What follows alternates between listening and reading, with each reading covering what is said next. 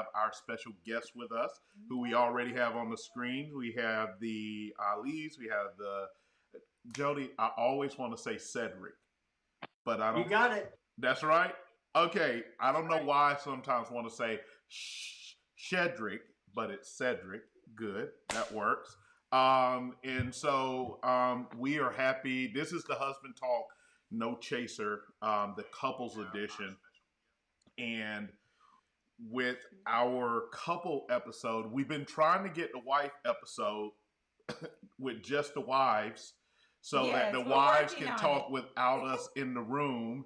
And actually, Yeah, let's go. the ladies have been clamoring for it. They've been asking us like, when are the wives gonna get it? The wives want to talk. So this is as close as I can get right now to getting the wives on. But my wife is working on it. I told her if she doesn't, I'm gonna just pull all the wives together. Then I'll just interview the wives, and then eventually she'll just take flight, and then I'll back out, and you'll never know what happens. So we We're are. gonna do it, I promise. Yes, we are excited. And so we want to take a moment to let you introduce yourselves and tell us a little bit, remind us of how long you've been married. We do want to, again, give a special congratulations to the Ali family. And you see their new bundle of joy. And I got a chance to read the story and the path of bringing the baby into the world, and the it's interesting because it's about 2 years ago I was presenting at a managed care conference, and we were doing the whole conversation about doulas, and I watched this whole presentation on doulas and at-home water births, and how important it is, and the connection it gives with the kid, between mother and child. It's like just this extra level of care. And so I won't turn this into that. My wife works at an OBGYN office, which is why after we had welcome child number 3 to the family, I said, are we done? And she said, yes. I said, hey, doc, I need to talk to a man about a pair of scissors, so that she wouldn't get baby fever and I wouldn't end up with baby number 4. So TMI, but just how it went down. But we're excited, and I definitely have a couple of questions I want to get out there. But first, we want to introduce, and we'll let whoever wants to jump in there first kind of introduce yourself, and we can make sure we check your levels online and make sure everything is good. So, who wants to jump in there first? Well, I think the baby folks should go first. I mean, they have the bundle of joy in their arms. Oh, look at it. Right. All right. So, Ali, tell the people about you, and the marriage, the family. We are Hassani and Shelby Ali, and we met at a cage fight. Oh wow. Woohoo. Ain't that fun? Okay. So the story is lining up so far. Were they betting on you to win? Fantastic. What'd you say? Were they betting on you to win?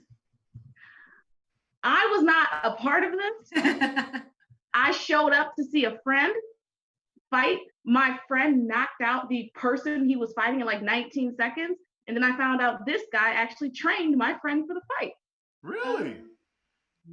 Yes. So I was like, oh, so what's your name? Who are you now?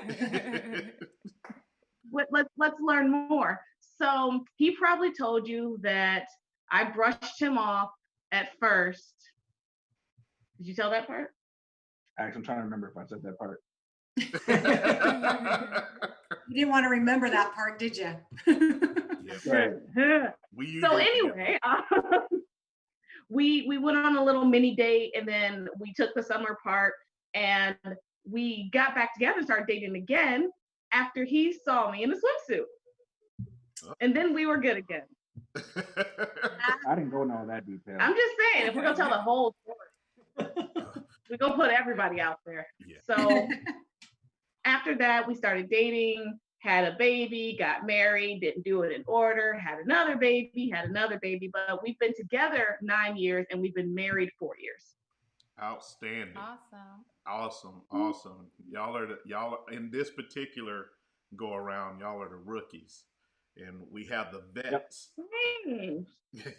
Oh yeah, we Friday. Right. Yeah, Friday we celebrate 22 years. Oh, Oh, well, wow. yeah. Okay. All right. then. Yeah, Congrats. uh, Woo. and Thank so we you. have the vets who have been doing this a whole lot longer than us. Y'all want to tell us a little bit about yourself, Jody and Judy? You gonna go? Because I've already told the Yeah, guys. she's got to tell the story. Judy, you got to tell the story. I was gonna say, I want to hear his version again. I want to hear it again. Well, let's see. We've been married. This is the problem. Me and my brain, past 20 years, I'm like, it's whatever. No, we've been married 31 years. Did I get it right? Yes. Oh, wow. Y'all look older than 31 years I old. know, right? Yep. It's called coloring the hair. I just change the color. I just make sure that, yeah, that's basically what I do. I don't know about his gray, but he says I gave him all the gray that he No, has. our kids gave us all the gray. Yeah, that's Yeah, true. no, that's right. That's true. My hairdresser told me I'm 90% gray now, and I was like, yeah, it happened in the past couple years. But let's see. Did you tell him like how we met? Yeah, I did. About like at the store? At the mall, yes. Okay, well, see, he's telling the truth. We did meet at the mall. I didn't want to have anything to do with him. And He didn't And tell us I that just thought- part. oh.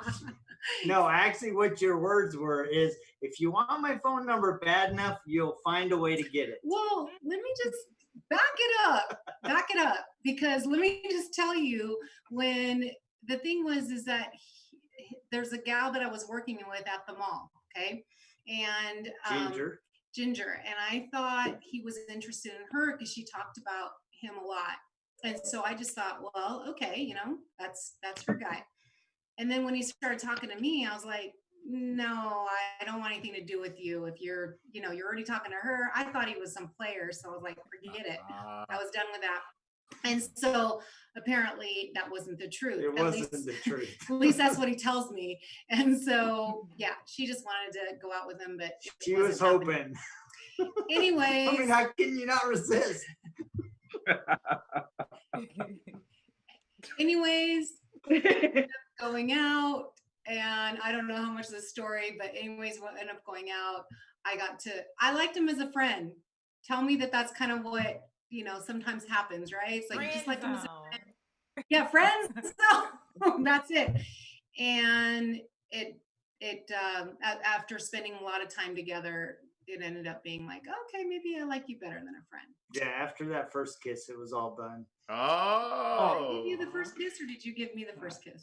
Well, Look at that! Look how much I remember. You avoided the first kiss, yeah, and I avoided kept it. telling Wes Martinson that I go, as soon as I kiss her, it's done. And sure enough, it was done. Oh my goodness. You started dating. And that was it. We were babies. We were 20 and 21. No. Yeah. Oh, when we first started dating, I was 18. Yeah. And I was 21. And then we got married when I was almost 24. Oh gosh, I forget he's like 3 years older than me. I think, see, Alzheimer's is setting in already. But yeah. At this age, we call that sometimers. Oh yes, that's true. Hard timers. We call Not it Alzheimer's. sometimers at this point. So you guys were That's really funny. young. Yes. So Yep. let me ask a question. So we have on the, we have one spectrum. We have 4 years. We have, you said 31 years. 31. 31 years. We're somewhere in the middle, 22, almost 22 years. And we've talked about this with the husbands, but want to get the wives' perspective. I'll tell you this. Here's a question I got from a husband, and I'm interested from a wife. I'm sorry, babe. I didn't let you tell our version. I'm sorry. Yeah, I jumped wanna ahead of hear that. myself. I Just a let you little tell bit, huh? our version. What's the We version? weren't going to say nothing. We're going to let you slide. So our version, I think, did we tell it before? Anyways, we met at work many, many years ago. No, we met at work. I worked in dietary. You were CNA. And so he used to come to the door for one of the patients. And I guess, try to make conversation or a little bit. Well, for the longest, all he did was like look. So he had this look about him that I was like, what's up with him? So I remember passing him a few times in the hallway, and same thing. Look, he would at least speak, say hello or whatever. And I don't know. One day you started talk. We were talking a little bit about getting the food ready for the resident or whatever, and then he started coming to the door a little bit more often, trying to make conversation. And I told him, what did I tell you at first? You were too young because he's a year younger than I am. So I was like, I'm too young. 1 year. 1 year. So I Too was young. like, A I whole don't 12 do months. babies and stuff like that. So I was talking trash or whatever. And he was like, oh, okay. So, he asked for my phone number. I was like, no, a couple of times. And then finally I gave it to him, and he didn't call me. And so for like 2 weeks. So when I saw him again at work or whatever, I was like, can I have my number back? Because you didn't call me. It's like, I need my number back. And then finally he called, and we kind of started talking from there, develop a friendship, and here we are today. Yeah. He made you wait. He's sneaky. Hey. Yeah. No, you don't make me work for the number and then act like, hold on, I gotta regain a little bit of my dignity back. You don't make me beg for the number and then I'm supposed to call immediately. Right. No. So that was interesting. I was like, oh, okay, so you want to play a few games or whatever. So That's right. That's right. But all the girls was talking about me, so she figured she may as well get me off the market. Well, yeah, I was kind of doing my homework and Oh, that asking would around happen. since he was interested. So Hey, I think I told the husbands this, but my wife, because she grew up church girl, I grew up in the church. She didn't know that. So I had to go through Bible quiz trivia. And like I didn't know anything about the Bible. But what she didn't know is I had preached my first sermon at 15. So I was well versed in the scripture. But so she was giving me all this. And I was just answering. It's like, okay, I'll go through this Bible trivia. Then I started teaching her stuff out the Bible. She's like, oh, okay, he might have something working. yeah, that was a check mark. Yeah. Right. So Good. that was fun. So my question is from a perspective of, in doing marriage, one of the questions that I think, because my wife and I, we do our marriage coaching with Marriage Refresh. I know the Ali's and how I came across them was watching some of your Twin Flame Coalition stuff. I came across it somehow, and we end up connecting. And Jody, I think, oh my goodness, why can't I remember her name right now? Erica, yes. She introduced me to you, and that's how we kind of connect. So we all kind of connected around this marriage stuff, right? So one of the biggest things we run into, and you may run into when you're seasoned couples or even married, is the question of submission. What does submission mean? And I was listening to something Judy, you and Jody were doing recently, and I listened to the whole part, but one of the parts that really stuck with me was where you talked about partnership. But a lot of times we get that question about submission. To be honest, it's men usually. My wife won't submit, and it's like, well, what are you doing? So there's a whole conversation about that part of it. But how have you tackled that question in your own marriage, and what's the advice you give couples who are struggling with that submission challenge within their marriage, or helping them understand what it really means? You're asking me? Yes. That to me? Oh. Yeah. I'm asking First both, of all, but yes, far away. First of all, actually, I've never actually been posed that question about submission, because to me, when I think, and this is, and maybe you're thinking of it more of in the biblical sense of the word, and I think of it as like making my dog submit to me.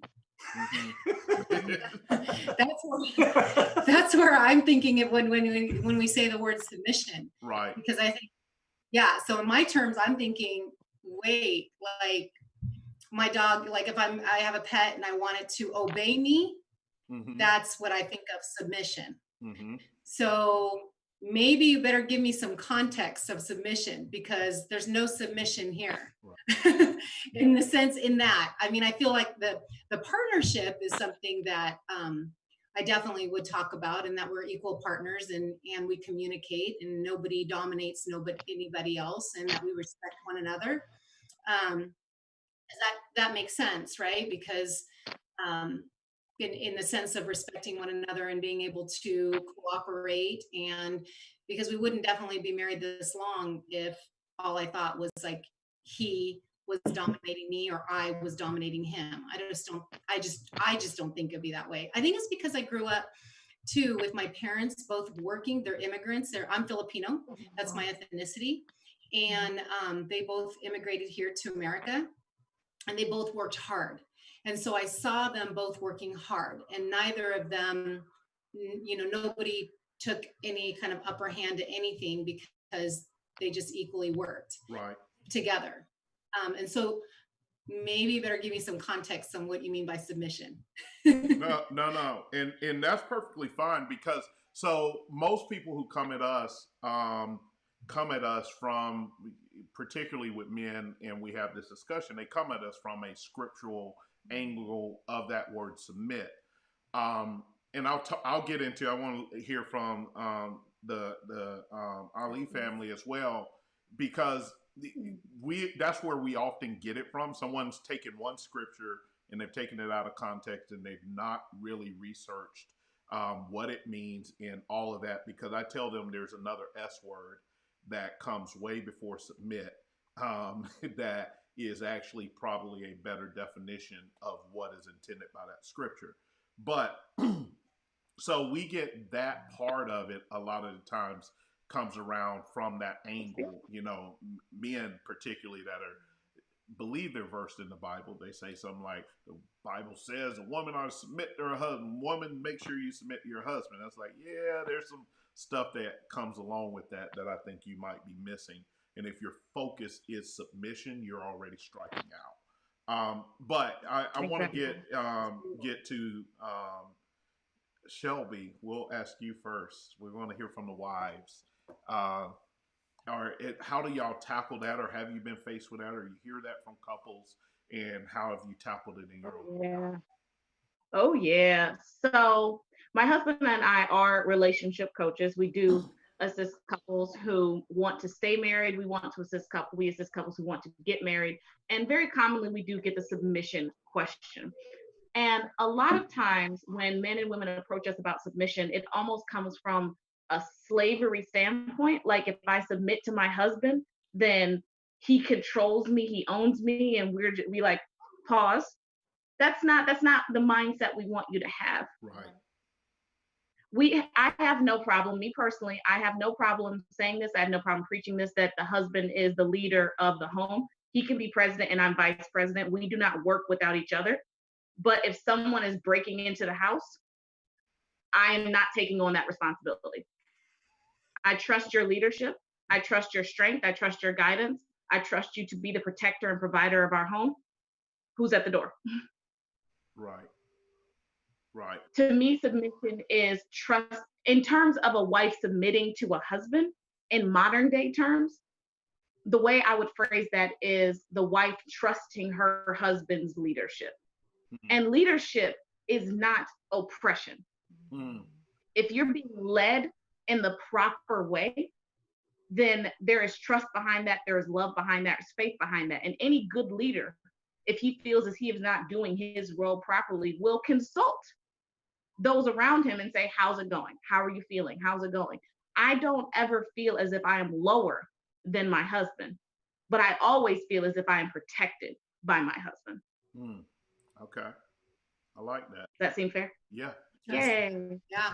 Well, and I love that idea of counseling together, because if you think back when you were dating and pursuing each other, all you did was dream and talk and imagine and counsel together about what your life could be like, right? And Exactly. you were building together, and then you made this commitment to get married. And so just because you got married doesn't make the man of the house, and he, whatever he says goes, right? Exactly. That continuation of dreaming and counseling and working together is what should happen, so that you can build and foster a relationship built on mutual trust, mutual respect. And the way I look at it is, I'm giving myself to you and you're giving yourself to me, and we need to receive that gift in the way that it was intended, in a spirit of love and respect. And I should honor that gift through the way that I lead and counsel the house, and how we lead together.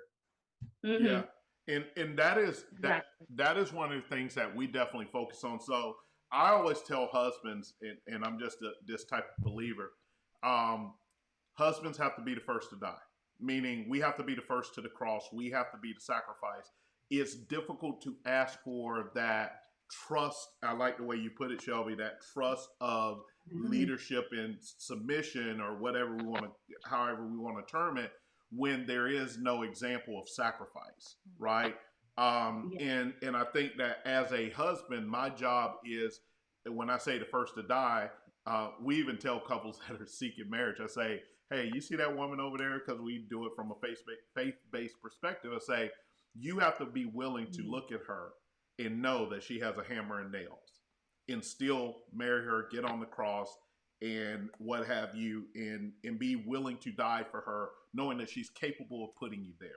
And then I look at her and say, you have to be willing to be the first one at the tomb to tell the story of the transformation of your husband as he goes through the sacrificial process of leading the family. And that the two of you together spread the message of God's image through the two of you coming together, working as partnership.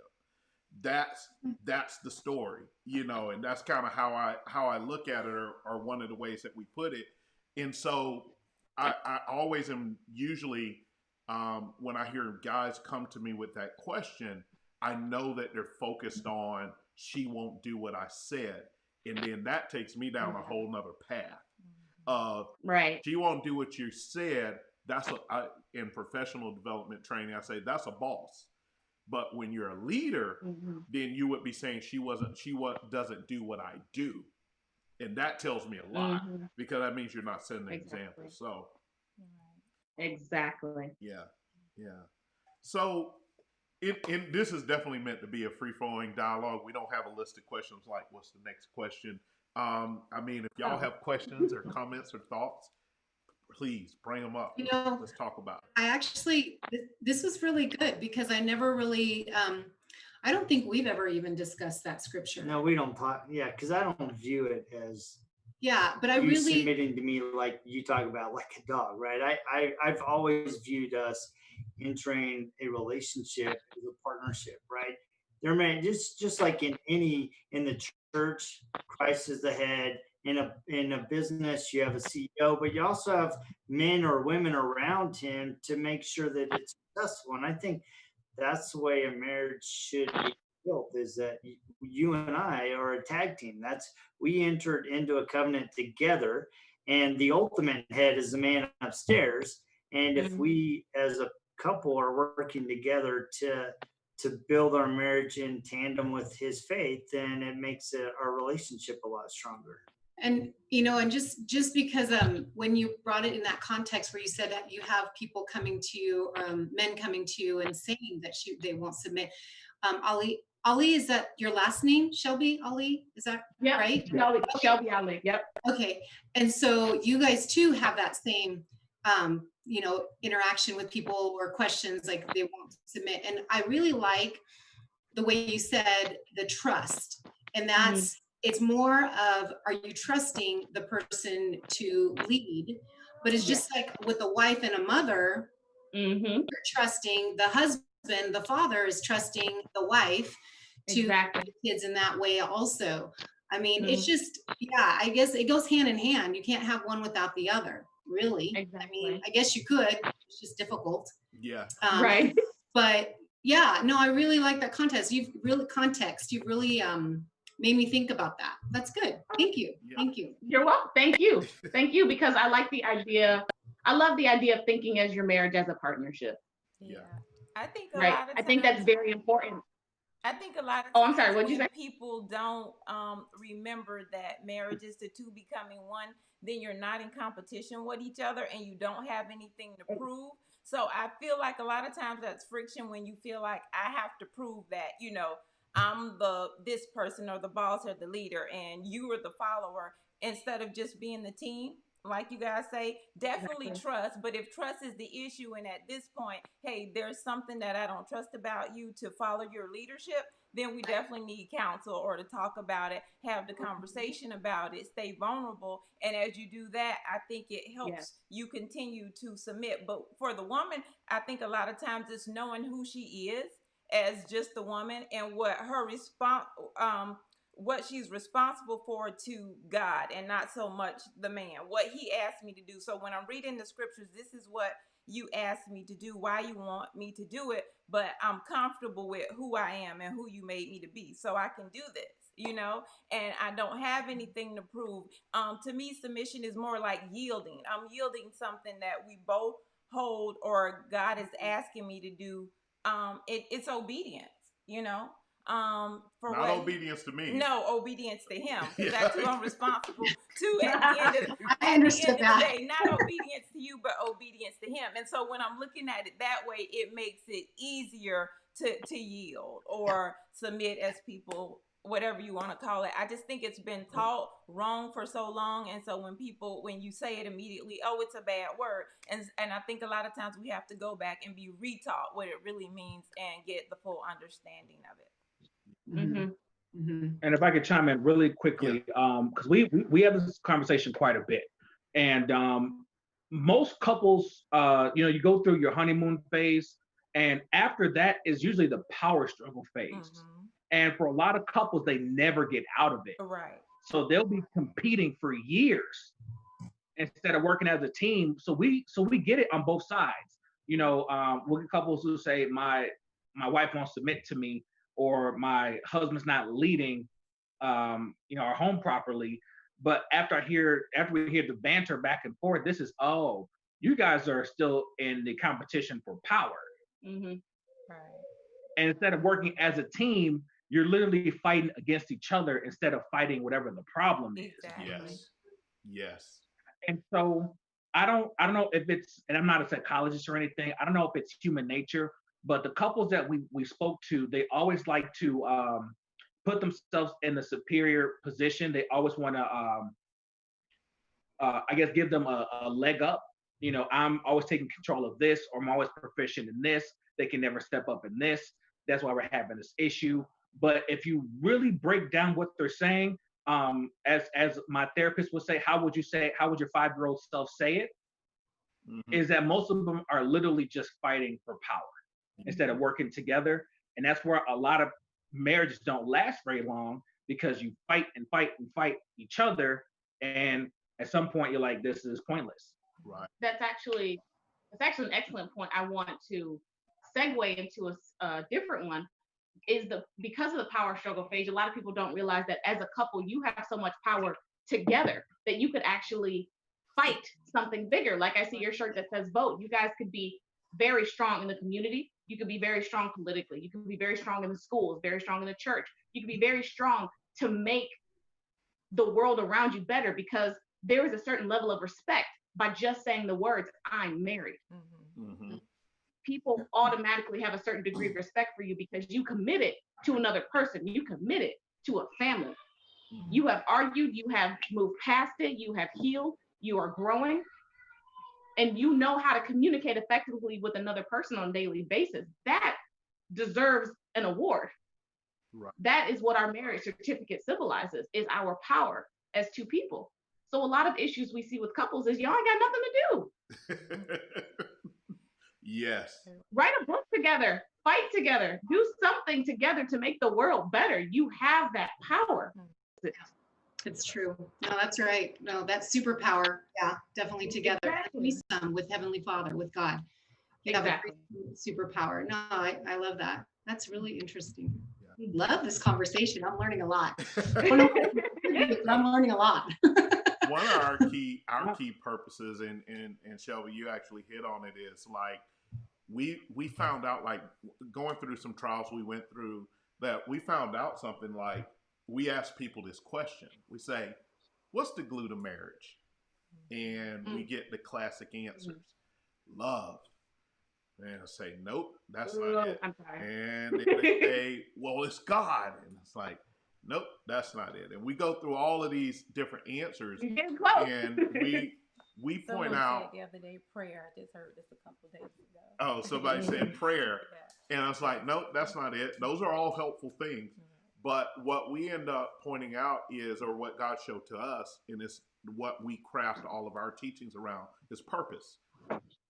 If the two don't have a purpose, and purpose being defined as something higher than yourself, higher than the marriage, greater than the marriage. And Shelby, when you were just saying that about something that's greater than the marriage, something, to serve your community, to serve your church, to serve your family, then your marriage is going to fail, because at the end of the day, because we're humans, our love is imperfect.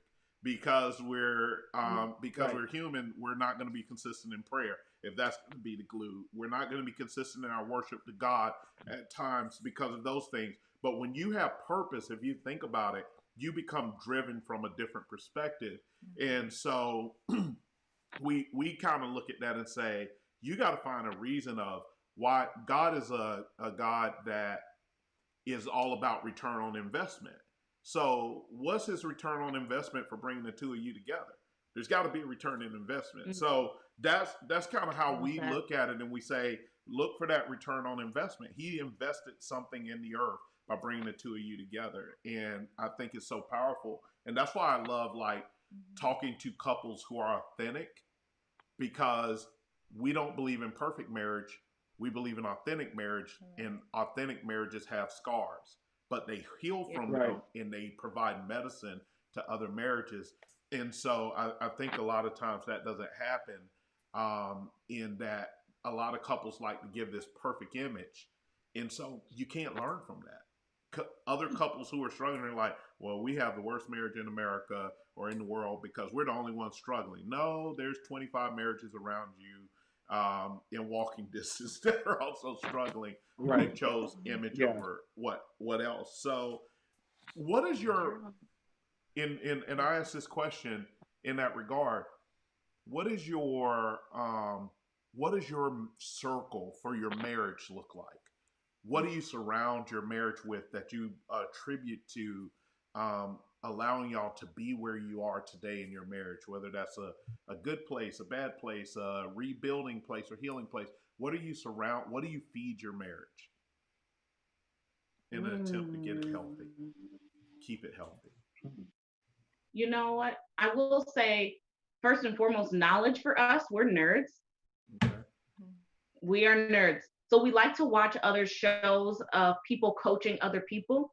And then we like to discuss them from a communication standpoint. And aside from that, making sure that we're spending as much time as possible as a family, that we make time for each other as a couple.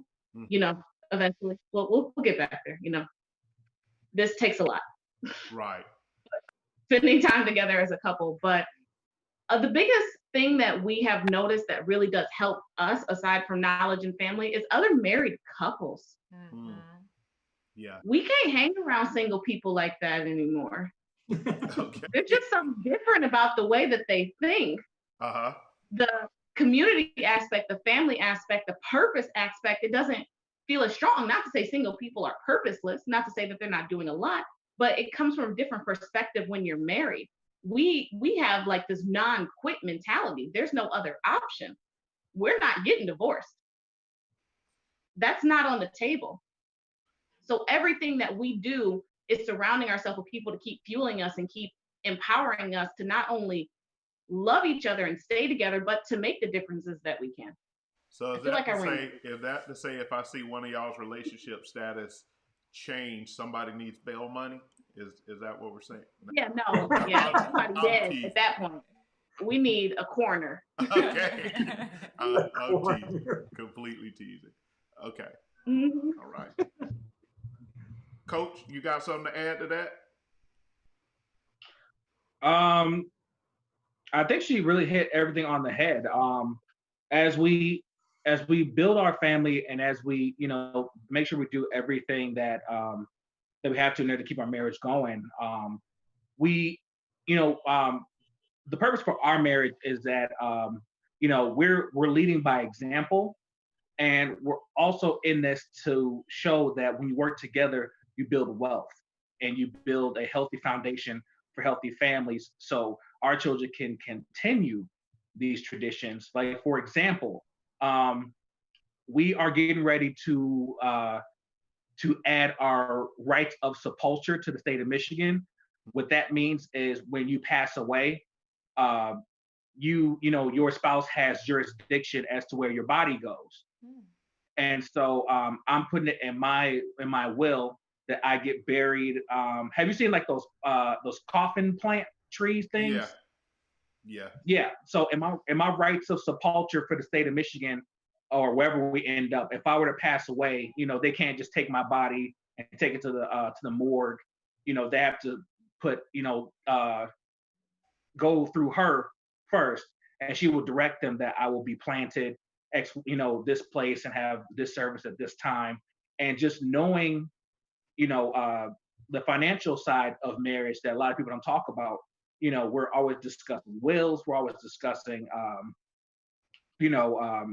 just where to how to transfer wealth, how to put things in our trust. And so we're conversing every day because we have to. It's not just about how to entertain ourselves, but it's literally how we're going to set up our children so when we're gone, they can continue and make sure we put the right path in front of them so they can do the same thing. Gotcha.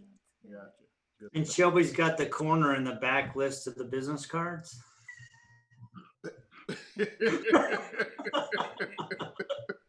I'm just saying, it'll be a funny day when they're like, so your husband didn't want to be cremated? No, he wants to be a tree. Like, what? He wants to be a tree. Make it happen. It's in the rights. It's in the thing. He said do it. He's watching you. He can see you. Yes. I want to be a tree. Yes. I told my wife, just cremate me. Let's save that money, move on, be done with it.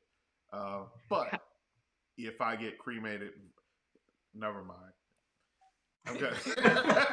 No, you said it now. You might as well. No, remember we talk about on the husband talk, no chaser rule about the comfortable couch. Mine is kind of comfortable, but I don't want to sleep on it, so we're got it. So moving right along. So for Judy, Jody, what is it that the thing that you feed your marriage? I know date night is super important. What else do you surround your marriage with and feed it with? We definitely do the date nights. We make sure we have at least once a week something, because we're always, especially when our kids were younger, just sports took over and all their activities, and we have 6 kids, so we're doing something. And so we were just running around, as either sometimes we'd have to separate and he'd have to go to one thing and I'd go to another thing. But date night's important, but also our family time's important. So we make sure we have game night. We make sure, it's really kind of different right now. It's really different. It's definitely changed the last because years. It's so much easier when you have control of their schedule. We have no control. We've got, how many is out of the house now? 4. We're down to 2. We're down to 2. So 4 of them are out of the house, but sometimes they come back and, and we get to do stuff together. But then the other 2 are busy with work or school or whatever activities, friends and things like that. So we try to make one day a week, Sunday, to be together. And with this COVID thing, it's been a different situation. You would think we would be actually, it's been great. COVID has been great because we've moved worship service into our home.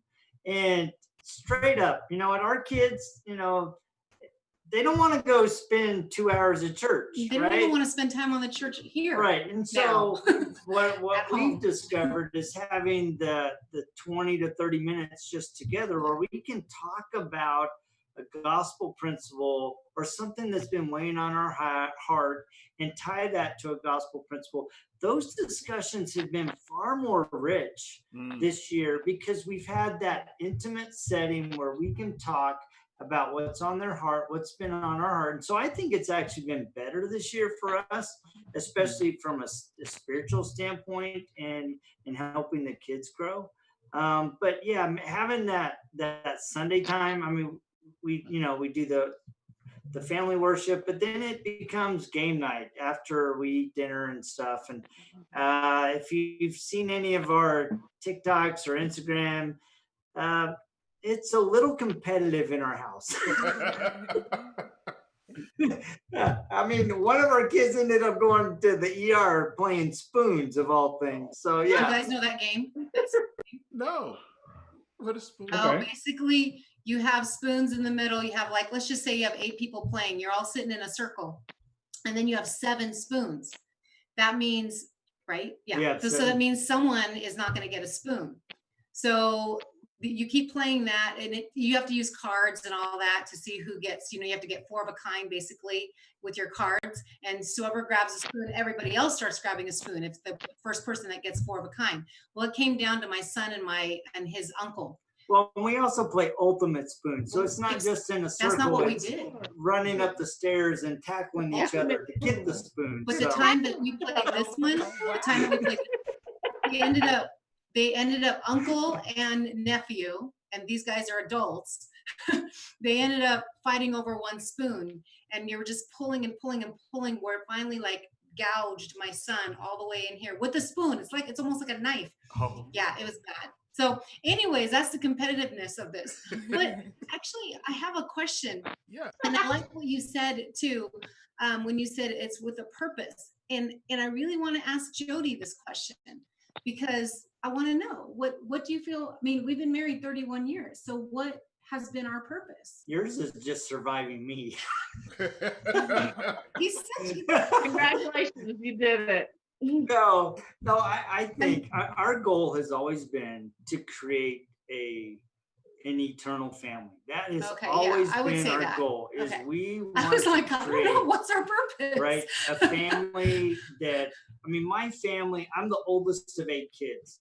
All of my siblings still talk to each other and laugh, and we have a text string that we're sharing jokes and political things and all kind of religious, spiritual thoughts and stuff. That still is going on. That's a legacy to my mom and dad and their 48 years of marriage before my dad died, right? And so I think our purpose has always been to build a family that our kids love each other, that we have a home where people feel welcome. Like, kids love to come to our house. Number 1, because dad makes pizza, but 2, Judy makes it fun, right? And so I think our number 1 purpose has been building a home where people feel at home, where they feel loved and cherished and honored. And so that has been the number 1 purpose. And now, as we're getting older and the kids are starting to fly, we're starting to extend that out a bit. Like with my podcast, Father's Fire, I'm talking about fatherhood, my experience as a dad, my experience with my dad, and interviewing other dads. You and I are doing Choose, Don't Excuse, and talking about the things that are on our hearts. So I'm seeing that purpose is actually extending out now and trying to be a blessing to other families and helping them, have strong families. I think that is super important and wonderful. Very, very because as busy as we all get, like when COVID hit and the quarantine hit, you either survived or you didn't. Either your relationship and family got stronger and got closer, or you realized I really don't need to look at you all day, every day. That was really it. And for us, it did get a lot stronger. We have 2 boys, 5 and 3. That's how old our children are. One's turning 6. Yeah. Okay, sure. So those are the most hyperactive, intense, jumping out of window kids that the world has ever seen. So when we couldn't go many places, we had to find a way to keep them entertained in the house. That really did start bringing us closer together as a family. And it really made us remember how important this time is. And as much as my poor husband is going crazy being stuck in the house, because he is an outside person, he really is, he's losing his mind. We still found that closeness with our children again. And it's so important to remember that that is a priority. The thing that I've thought about too is Judy and I have always made it a priority to make us a priority. And I think a lot of families, they lose that over time, right? The kids come home or come along, there's all of a sudden you have one, and then you have two, then you have four, and you're like, holy crud, where did all of our time go?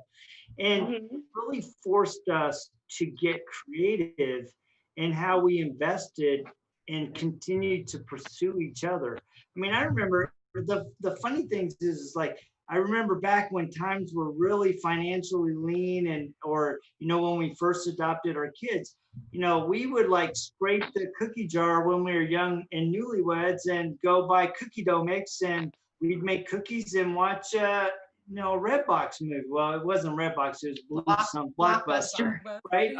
That was our date night, right? And then when our adopted kids came along, we could not leave the house for the first couple of years. And so after the kids went to bed, we made milkshakes and we played games in our bedroom. And so we got very purposeful and creative in how we spent that time together and really built that relationship even stronger. Right.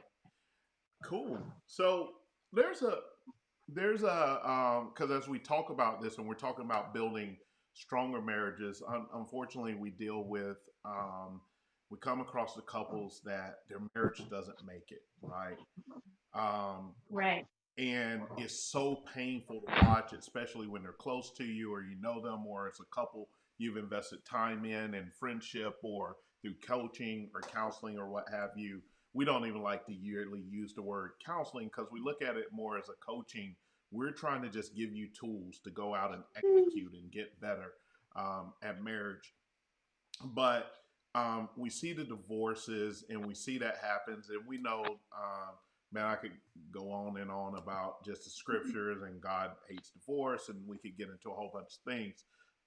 Marriage is my purpose. It's like helping people. That's like when I become super energized. But as much as let me ask you it from this perspective. You got that couple that comes to you, they show up and say, look, I'm out of here. Can't deal with this anymore. I don't want to go to jail for murder. I gotta quit. I'm over this. What is that one nugget you would give that couple in a hopes of maybe sparking some hope that you can continue to fight for this? Well, my wife just made a point. Sorry, Shelby had to feed, and then the middle child came up from the basement, so I wanted to make sure to knock their phone over. But the biggest thing is that, again, the reason why a lot of people get divorced is because they make that an option. Mm-hmm. And so we ask them, you know, if there's such a pain in your, such a thorn in your side, why'd you marry them in the first place? Mm-hmm. And that's when you start getting the humming, and it come to find out that they never really had a purpose. They just like laying up with each other, you know, at night, and they had good conversation from time to time. And again, like my wife said earlier, they got bored. And when you get bored, you know, that energy goes somewhere.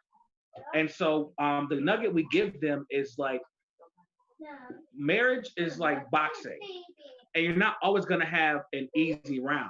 Some rounds you're going to get knocked around, and are you strong enough to make it to the next round? And you know how when a boxer gets knocked down, and after the referee gives that standing count, they ask the boxer, can you continue? We kind of stand as that referee and say, you know, can you continue? Are you really hurt? You know, are you really not able to do it? Or are you just choosing that? Are you just not choosing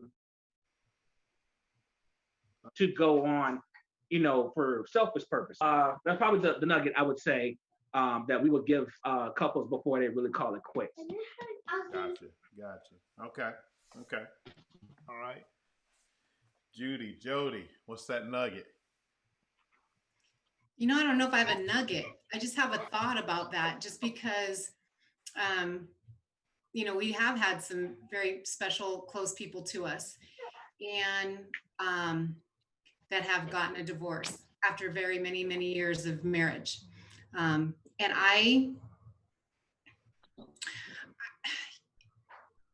you know, I don't know if there's I can't, like, I just don't know if there's just one thing, because every situation is so different.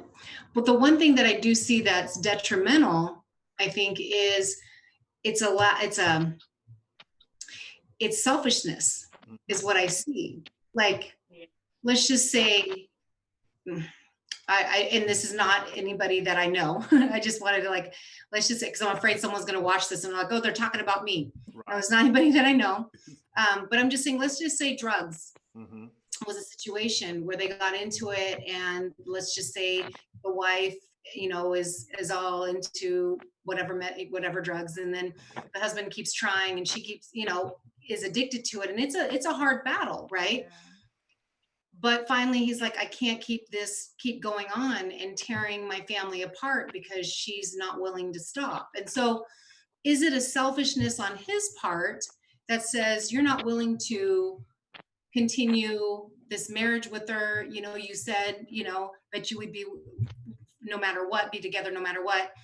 And she's trying, but she's, you know, still failing at each time. It's a process. It's like, so, you know what I'm saying? I feel like it's too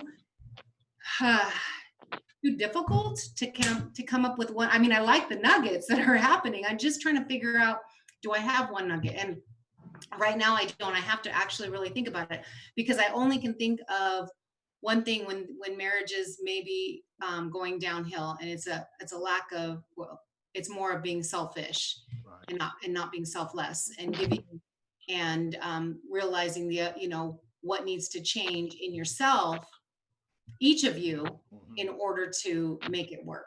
But maybe you have a thought. Well, I actually have a couple thoughts. Number one,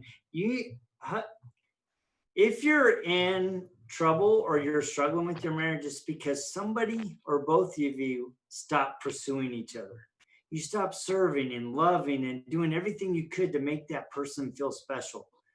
And I thought about a time when I was actually working with a younger married couple. They had 2 kids, and you know, our church leader asked me to go over and spend some time with them. He said, "Look, Jody, I think you could give them a unique perspective."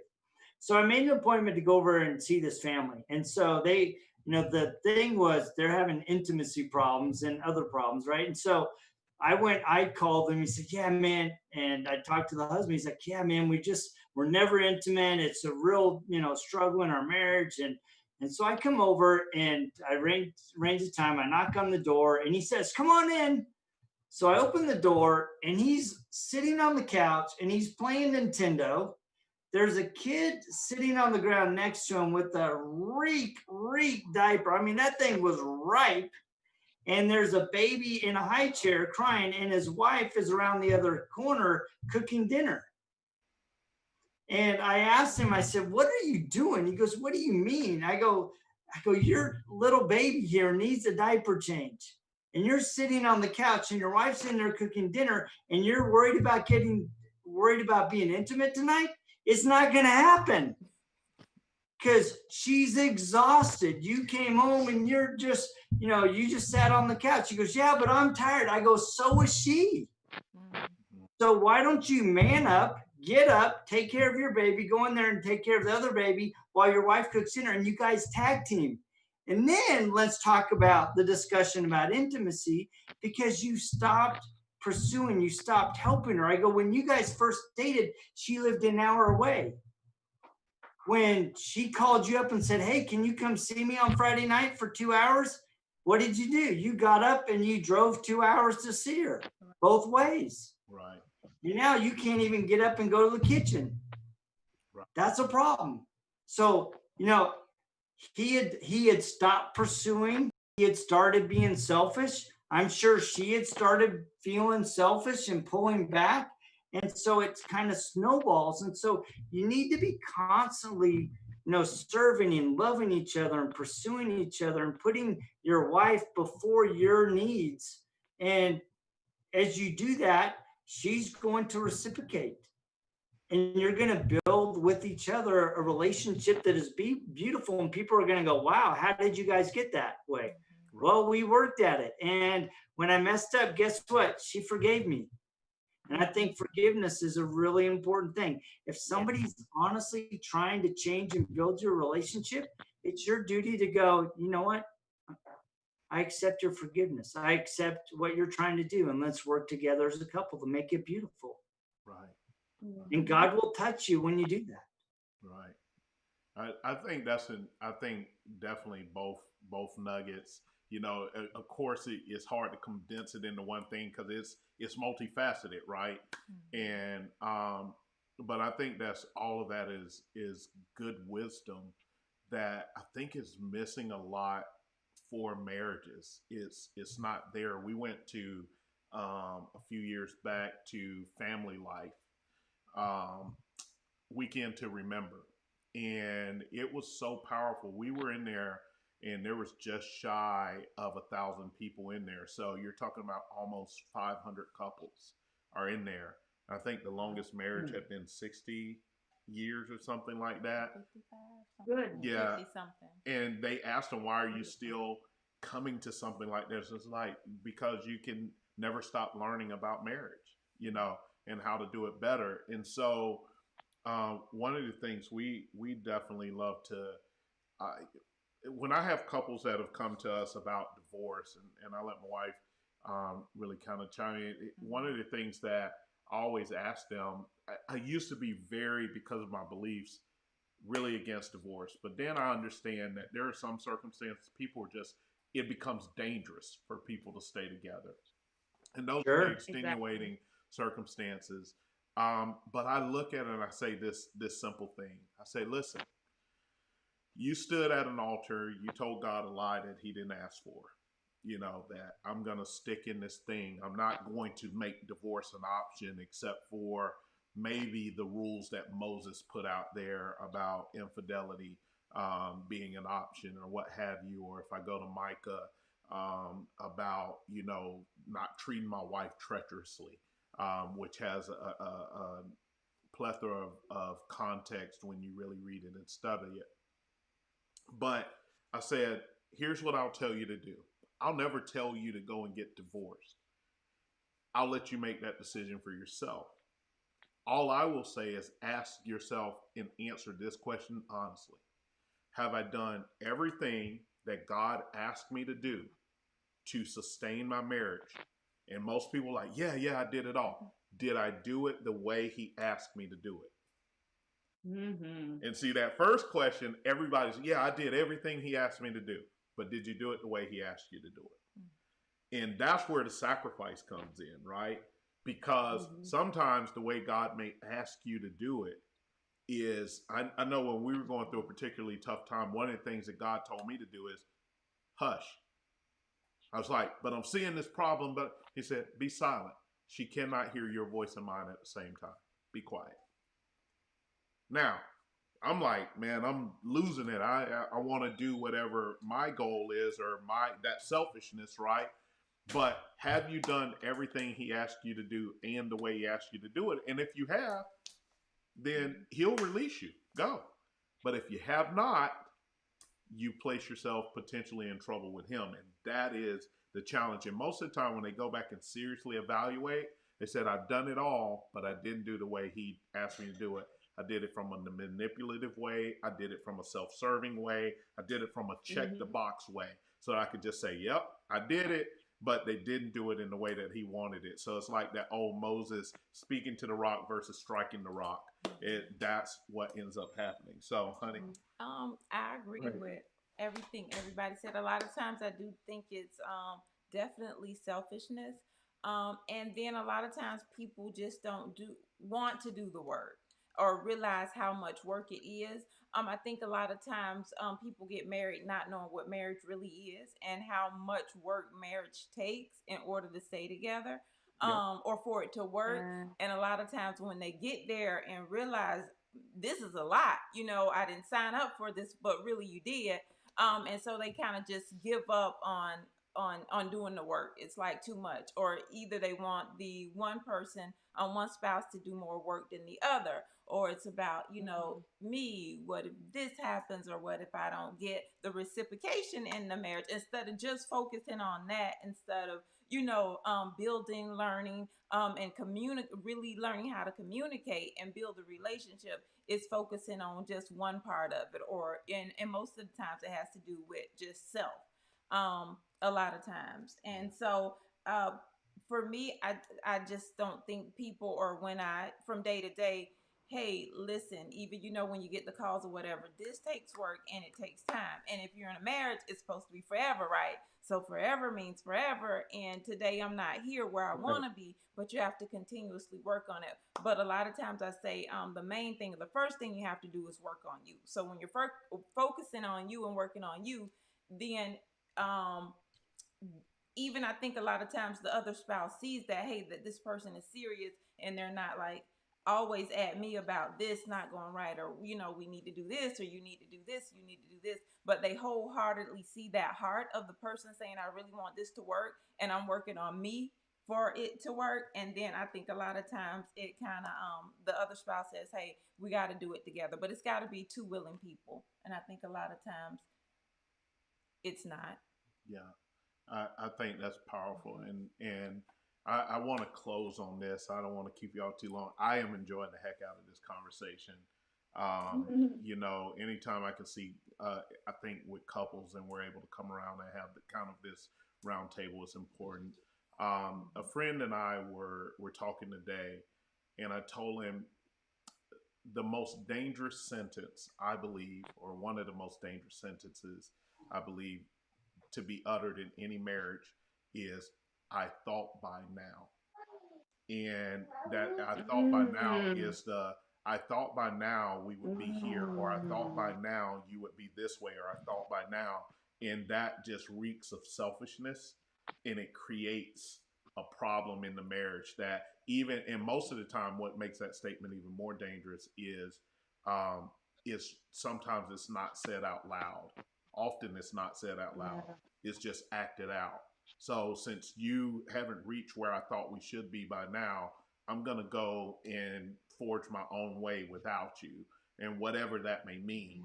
And I'm going to stop that pursuit. So as we close out tonight, if there's a, I just want to say this. The Ali family, you guys are giving me life in this, because you know what couples need to see and hear and understand? Marriage is about family. It's about family, and having the kids. I'm loving it. I'm loving it, because I'm not having to worry about those days anymore.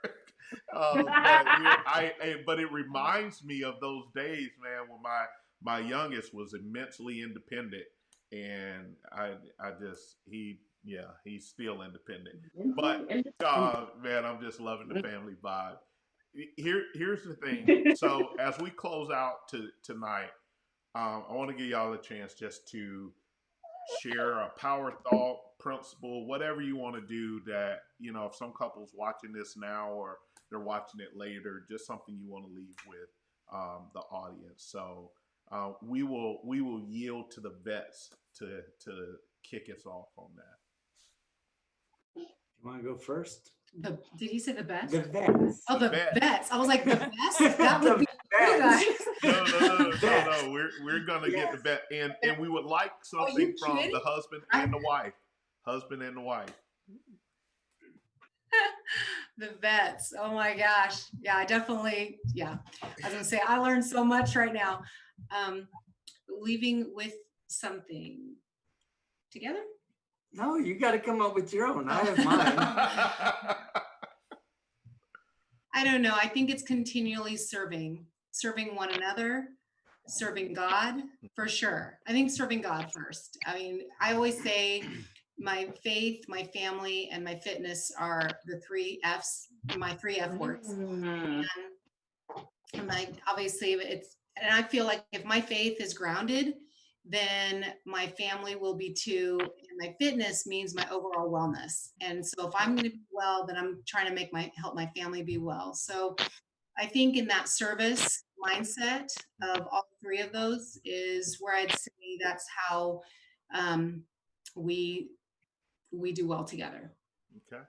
So mine would be treat your wife like the queen she is, and she will treat you like the king she's hoping you will become.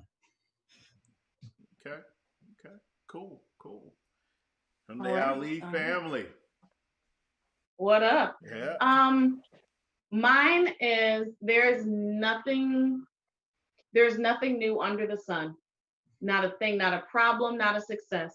So if there is something you are struggling with, then seek assistance. Seeking help does not mean you have failed. It means that you are trying your hardest to succeed. Yes.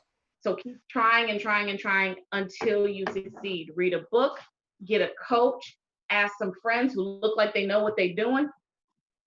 Whatever you need to do to get the success and get the results that you want.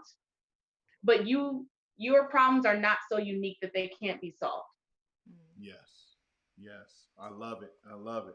Coach. So you might think this is petty, but I'm so serious when I say this. Is it about food? Yes. Oh my God. Husband, hide your snacks. Hide your snacks. I'm tired of these kids taking my cakes and my cookies.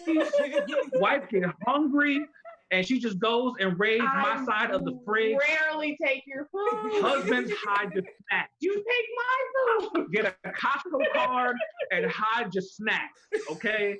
I'm so serious. I've lost weight because Shelby's pregnant self ate up on my doggone snack. Humor has got to be part of this. Hide your snack, baby. Hide your snack. Honey. You know, I'm just something for the hubbies, you know, for the guys who are doing so well and treating their women, treating the women like queens and raising their families and doing everything that they're supposed to do. You deserve your snack. All we want to do is have our snacks. Dinner, when I come home and dinner's not ready yet, I just want a snack. I want to sit down for a minute, take my shoes off, munch on something till dinner's ready. So hide your snacks. Get a Costco card and hide your snacks. God, he's so serious. I can't even. I'm so serious. That's going to save a lot of marriages right there. Hide your snacks. I'm glad I'm not a snack eater, so I'm good. But I hid mine. She hides hers. I hide mine from the kids.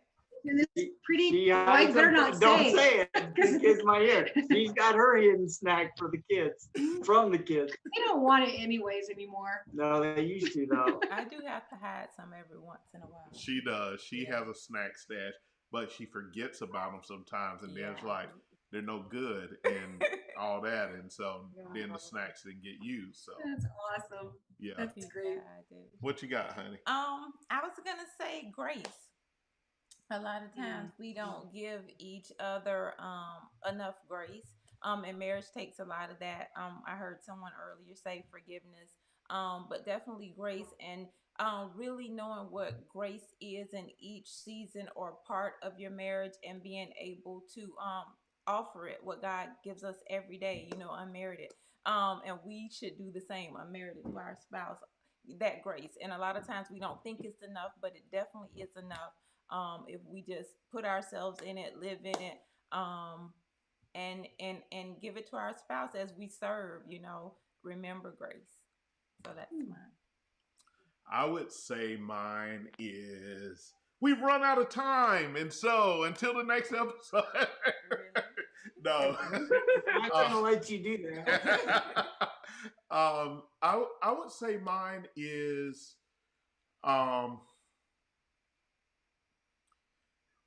build a circle that will hold you accountable. Build a circle that will hold you accountable. And when I say that, meaning have people that don't always take your side when you're talking about challenges you have at home or whatever, that their first thing is to check you before they start trying to dive into whatever your spouse may or may not be doing, because their spouse typically is not there to give their version of their side. But I say, surround yourself with people who are willing to hold you accountable. I always use an example. There was one time I was had breakfast with a friend, and she's of the opposite sex, and I have a rule that it doesn't matter if I'm meeting with someone of the opposite sex, unless it's like a childhood friend, family, but even then, it's public. It's very public to make sure to keep things in right context, right? And so we were having breakfast, and it's a professional development session, and we were talking about it, and then it started turning into some other discussion or whatever that was just life discussion, life coaching. And so we were doing that, but we were having breakfast at this place, and a friend of mine and his wife, they were in there having breakfast, and they saw me and waved across, and you know, we were still eating and talking, and when he and his wife left, and as they were walking out, he's like, "Hey, how you going, D?" So I'm doing good, man. And so he walked out, and he got outside, and as soon as he's to his car, my phone rang. He's like, "Hey, man, who that woman is right there you sitting with? That ain't your wife?" I was like, hold on. I said, "Man, I'll call you later."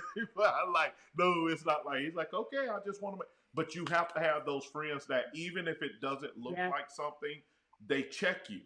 They ask questions because they're concerned about the well-being of you and the well-being of your family. And so I think having that accountability circle is really important. I love that. Yeah. And I think you need to play together. I think as you get older, sometimes you forget to play. Yeah. Yeah, you can. And we're horrible at that. We're horrible at that. I'll put that on me. We're horrible at that. We do enjoy each other. My wife told me, she says, "You're my favorite person to argue with." Like, I don't know how I feel about that. I don't know how I feel about that, but okay, let's go with that one. So, well, we appreciate you for taking your time and really joining us tonight. We're sorry for the technical difficulties, but this has been such a pleasure. We hope it is not the last time. I am thankful to God that it worked out, Judy, that you were able to join us tonight. We were willing to film on a different night because we really, even, with Ali's, man, I wish we were there. Forever in Detroit, we're coming to babysit so that y'all can get that date night. You're more than welcome. We have plenty of food and snacks. No, man, you just told me the snacks are not there because you don't know how to hide snacks. He just admitted that he has a hidden stash. You just got to go find it. Hey, it's a game. It's a game. Let's go. There it is, a competitive game of find the snack. Unfortunately, finding the snacks can lead to baby number 4. However, some games are creative. But we really are appreciative of you guys. We value your wisdom. We value your marriage. We value your willingness to share a little bit of your wisdom with us tonight. We want to definitely encourage people to check out the Twin Flames Coalition with Shelby and Hassani. Check out Choose, Don't Excuse, right? I got it right? You got it right. All right. Yeah, and Father's Fire, Choose, Don't Excuse with Judy and Jody. I've subscribed to them. Make sure you subscribe to them on their podcast. Wherever you listen to podcasts, you're able to get that. And also Father's Fire has been a powerful group that I get a chance to peek in on from time to time. That's very powerful. You can subscribe to that podcast as well. So we thank you for joining us tonight. We really appreciate you. Yes, thank you. And we can't wait to do it again. I'm sure we're going to have people ask, when are the couples coming again? So we'll try and get that planned out as schedules align, and we're looking forward to it. And when COVID lifts, I can tell you the one question we've been asked repeatedly is, when are you guys doing a couples retreat? And so when COVID lifts, we're absolutely looking at renting some houses down here on the coast and try and figure all of that out. Get some couples, get you guys actually here in the state of Florida, and do some real intensive couples When it looks like that picture behind. you Yeah. guys. Get to like The a palm real trees intensive and the couples beach. retreat. We really are looking forward to that because it is the question we get asked, when are y'all going to do it? People are chomping at the bits. And I think getting to experience you couples up close and personal would just be phenomenal. So thank you again. And until the next time, we appreciate you. All right. All Thank right. you, guys. All right, Good y'all night. Have a good night. Jeff. Thanks, Facebook family, for joining us. Thank you. Good night. Good